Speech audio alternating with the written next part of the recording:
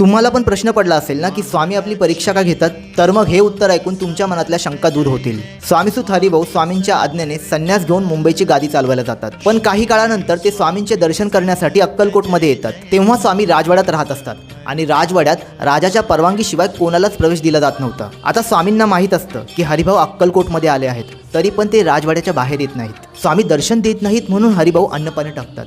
असे 3 दिवस जातात. त्यानंतर हरिभाऊ राजवाड्यासमोर जाऊन अखंड नामस्मरण भजन कीर्तन करतात. राजवाड्याच्या आत राणी ते भजन ऐकून इतकी मग्न होते की ती म्हणते त्या साधूला प्रार्थना करून राजवाड्याच्या आत घेऊन या. स्वामींचे दर्शन घेऊन हरिभाऊंचे मन आनंदाने भरून जाते व ते धावत जाऊन स्वामींच्या चरणांना मिठी मारतात.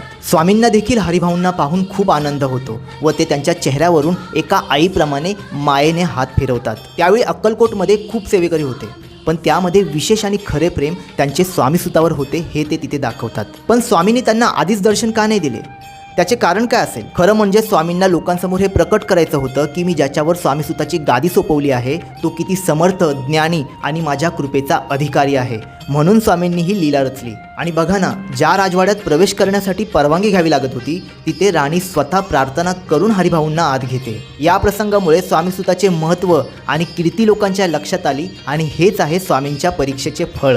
ज्याप्रमाणे सोन्याला शुद्ध आणि मौल्यवान बनवण्यासाठी अग्निपरीक्षेतून जावे लागते, त्याचप्रमाणे स्वामी देखील आपल्या आयुष्यामध्ये खूप साऱ्या परीक्षा घेतात. त्या परीक्षेमधून ते आपल्याला अधिक बलवान, समर्थ आणि जीवनाच्या प्रत्येक संकटात समोर जाण्यास सक्षम बनवतात. हा व्हिडिओ आवडल्यास मराठी सनातनी फॅक्ट्सला नक्की सबस्क्राईब करा.